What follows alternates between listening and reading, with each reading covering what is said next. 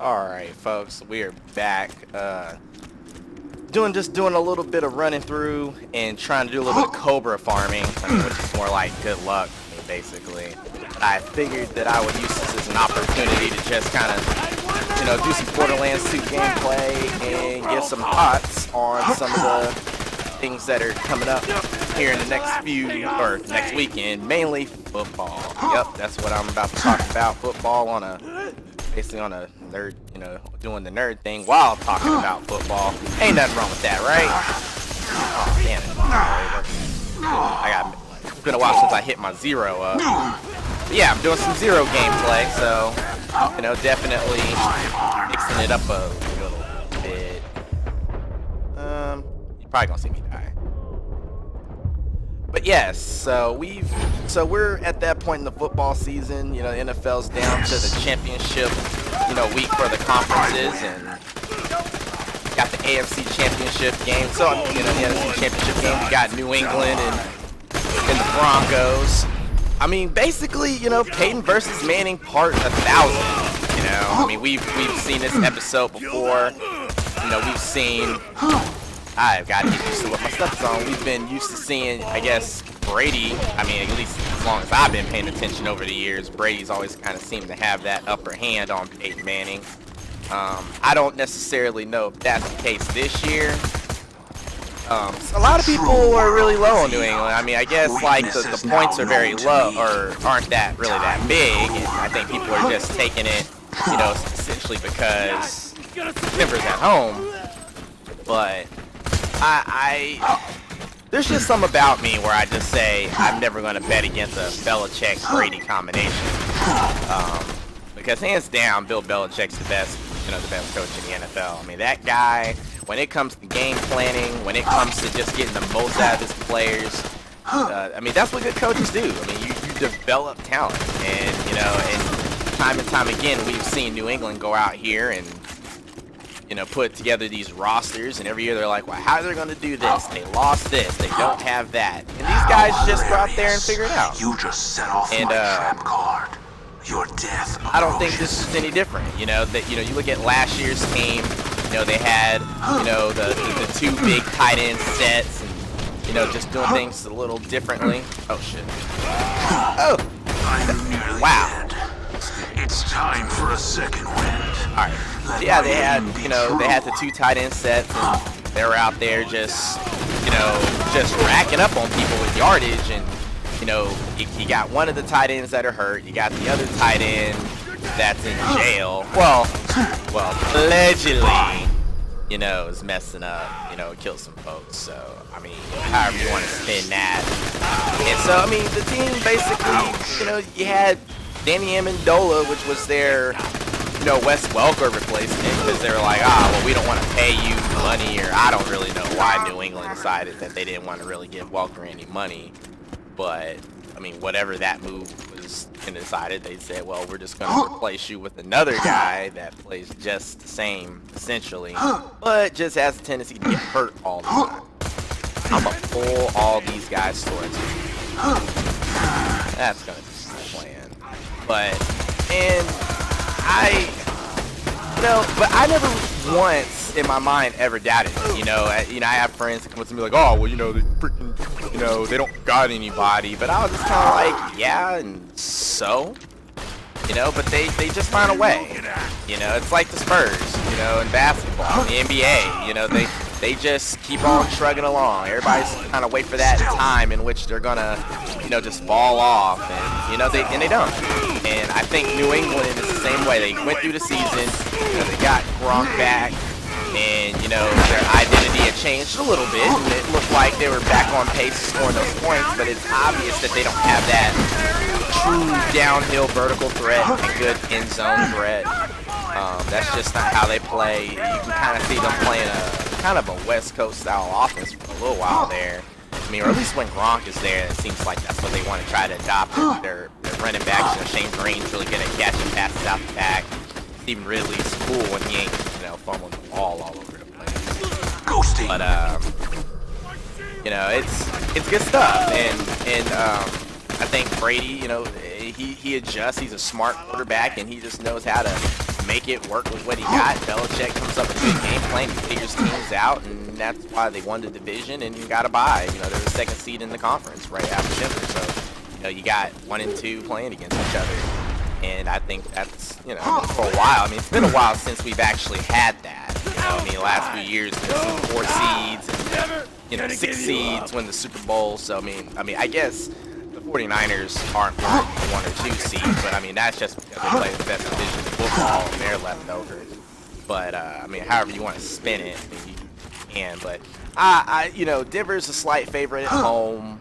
And I forgot what the line number is now. I mean, I don't actually have it right up in front of me, but I think that I think New England's going to pull it off. I think Brady's going to play in his, I think, what, 6th Super Bowl since he's been there? Yeah, they've won 3, lost 2 to the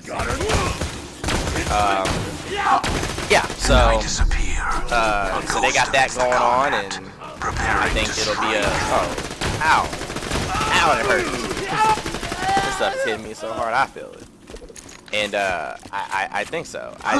But the thing about the Broncos is, I mean, I know everybody's on Peyton Manning and, you know, setting these records and, you know, and all that kind of stuff. But, you know, honestly, I don't know how weather's going to look like. And, I mean, honestly, I really don't care.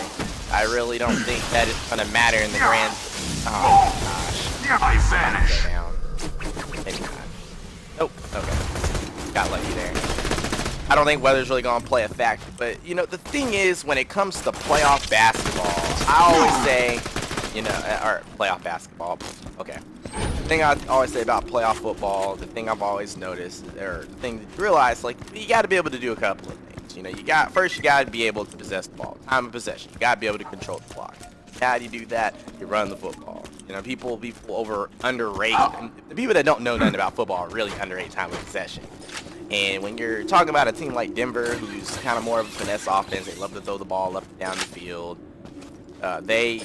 You know, how do you stop a high-octane offense? Well, you just keep that high-octane offense off the field. That's not saying anything groundbreaking, but that's what you do. You go out there and you run the ball, you play defense, you try to convert, you convert your third downs, and you sustain long drives, and that will at least somewhat, you know, mitigate the effectiveness of a high-powered offense. I mean, that's what you want. And I think that New England, I mean, in this new offense that they have found over the last few weeks, you know, they're just going out there running wild. I mean, we're over here watching LeGarrette Blount, or whatever you want to call him. I mean, he's out here just balling out, you know. I mean, this dude was literally a castaway. I mean, you know, but that's just, again, the brilliance of Bill Belichick. He goes out there and he finds just the way of just, you know, finding utility out of these guys. And I think that's, I just think that's great. And I think that, you know, he becomes that X factor in the game. I feel like if New England can go out there and, wow, this dude is not even moving. I feel like if New England can go out there, run the ball, and just that same game plan, and that's what they do. If they could go out there and control that time of possession, I think that they'll come out victorious. And I really don't see a reason why they shouldn't. But you know, Noshawn Moreno, I mean, definitely his efforts has been, you know, have been very underrated. You know, he's played very well in the Peyton Manning offense. He's basically taken that Edgerrin James kind of role, a little bit more of a utility back, blocks really well. You know, can gash the defense for some yards, doing pretty good. But you know, I mean, it's the simple formula, you know, in football. You know, time of possession, you know, third down conversion, turnover margin.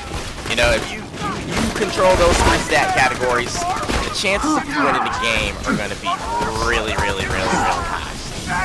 You know, I mean, like I said, that's nothing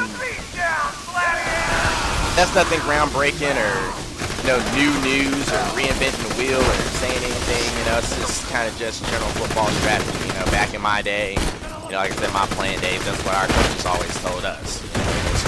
You always want to win, and it's no duh. You know, you look at a football result and you see people out there playing, and you look at you compare the stats to you look at the stat lines of the winning team and losing teams. You're probably gonna notice a common denominator, and that denominator is gonna be like, hey, guess what? That losing team probably lost the turnover battle. You know, the turnover margin, or at least the turnover margin, is worse than the team that won. Time of possession is probably, you know, ball a little bit longer. And those are the kind of things I think that New England just does a little bit better when you're playing in Denver. It's a little bit colder outside. I don't really know like how it's going to be. I mean, I'm not trying to say that it's going to be frigid and cold. And if the weather here, where I'm at, any indicator, the weather actually might be really nice and play a little bit into their favor. So, but you know, you already know that's what New England's plan is going to be. They're going to go out there and they're going to try to really mitigate that offense by just keeping the guys off the field. And that's really the reason why I have that. I'm not against Peyton Manning. I don't have nothing against Peyton Manning, but I know the whole world loves Peyton Manning, and I'm pretty sure that's where most people put their dollars into. As far as the other game, the San Francisco-Seattle game, I couldn't tell you. I really couldn't tell you. I'm just going to take Seattle. I mean, that's kind of like going backwards on what I said about the Denver game, but the Denver England game. But I'll take Seattle. I do think that them being at home, their fans being super loud, the 12th man, quote unquote, that they stole. I'm going to say they stole from Texas A&M, dang it. Texas A&M is probably like, oh, they stole from us. But I do think their crowd definitely does have an effect, which is very unusual for an NFL game. I always say, like, yeah, like home field's important in the NFL, but the atmosphere in an NFL game is just a little bit different than that what you see like in college football. I don't think that crowds are just as involved. I guess unless you're playing for. You just set off my trap card. Your death approaches. I mean, I guess if you're like playing for, you know, the Chiefs, you know, Seattle. I mean, there are some places that are known for having very involved crowds and, you know, good people, but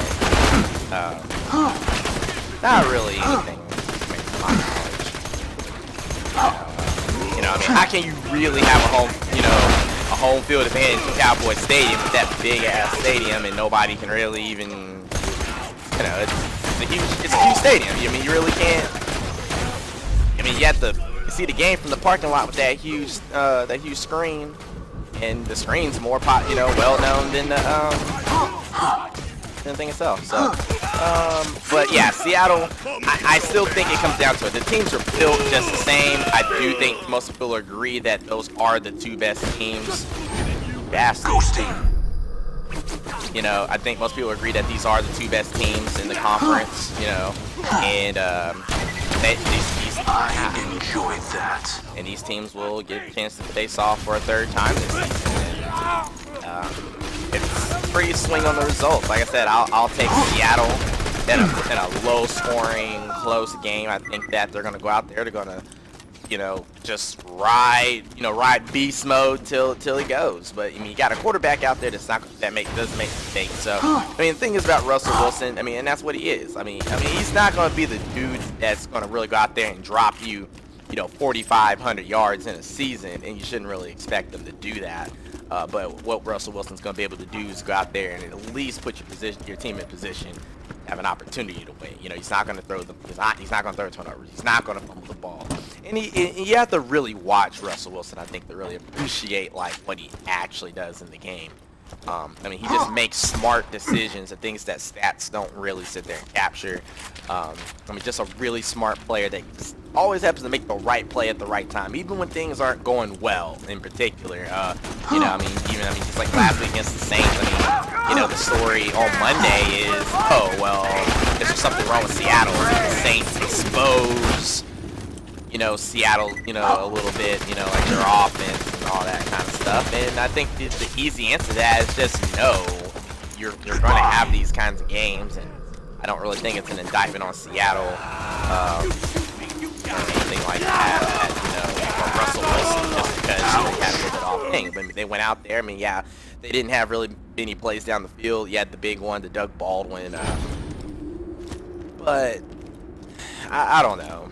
Like I said, I just trust the team that's going to take care of the football, and I don't know if they're going to be able to run the ball great on San Francisco. I mean, let me put it this way. I know they're not going to be able to run the ball as effectively against San Francisco the same way that they did against the Saints. San Francisco ain't gonna allow that, but I will say that Marshawn Lynch is going to be the key factor in the game.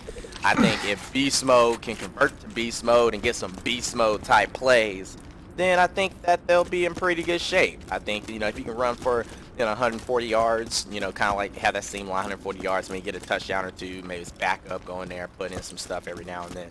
I think that they will prevail in the matchup, but if San Francisco goes out there and starts, you know, really taking it out of the rhythm, shut down that run game, and maybe, you know, I mean, like I said, the turnover out, but then they'll win the game. But I will take Seahawks to win that game. But I mean, it's the thing about football, or at least the NFL. It's built on parity. These games are so close. These teams are so similar.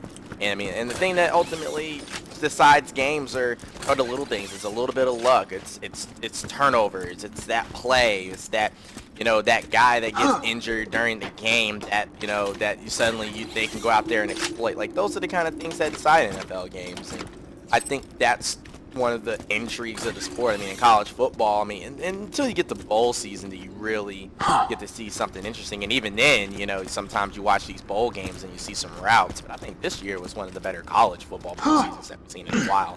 Had a great national championship game. Most of the BCS games were very entertaining. A lot of underdogs won. A lot of, you know, a lot of stuff out of the ordinary. What the experts thought were going to happen didn't happen. So I think that's pretty good stuff. Let me go ahead and check one more spot up here, and I'll close out the video. But it's good stuff. I mean, I think that's just what makes things in the NFL a little bit better than the other pro sports. I mean, I love the NBA, but don't get me wrong. I mean, don't get me wrong, but you know, one of the things I do the thing I do hate about the NBA is, you know, it's always at the beginning of the season, you can basically say, well, one of these 5 teams are going to win the championship. I mean, and you're probably going to be right. It's not as wide open as you really think it is. There's not a lot of parity. It's really hard to rebuild your team, and it takes a while. It takes a little, with the strict financial model that the NBA has. Nothing good, but and that's okay too. I mean, it's still a very entertaining product. I'm not saying anything bad against it. And at least one thing you can say about the NBA is, you know, when the NBA finals are done, you can pretty much say the team that won the NBA championship was one of the, you know, 1, 2, 3 best teams in the league. We're not out here like last year. I don't think anybody thought the Baltimore Ravens were necessarily the best team in the NFL last year. I don't think anybody will tell you that. But that's, you know, that's okay. And I think that's, again, like, you know, some of the intrigue, I think, the NFL is, you know, everybody has a chance to, you know, go with free agent signings and, you know, draft picks. I mean, the team is so built on drafts, and, you know, every year you're going to have teams that didn't make the playoffs, and, you know, and that kind of thing, where I kind of feel like in the NBA, the pool of teams that are always in the mix are generally the same. I mean, it changes every now and then, but I just don't think it, you know, the league's built on parity. And the NBA has a lottery, the NFL's like, hey, like, if you're bad, you're going to get the best picks. And so the cycle continues. Even Detroit Lions found a way to be from really crappy to being a good football team. So, but anyway, I can rant on this stuff all day. You see my beatdown run with my Zero trying to get me a Cobra. Well, I have one on my Necromancer, but I thought I'd, you know, run through here. It's one of my favorite areas anyway, and I figured I'd maybe get lucky and get it caught on video and all that good stuff, but unfortunately it didn't happen. So, I expect me to do a couple more videos much like this, and hopefully I'll be able to, you know, maybe do some ranting and, you know, and just different things like that. You know, as I try to decide what's the next major thing I want to do on the channel. It won't always be sports talk, but I might just talk about some sort of topic. But this was fresh in my mind, and I figured I'd talk about it. But anyway, I'm gonna shut up and I'm gonna let you guys go. Enjoy the beginning of your week, and I will catch you guys later.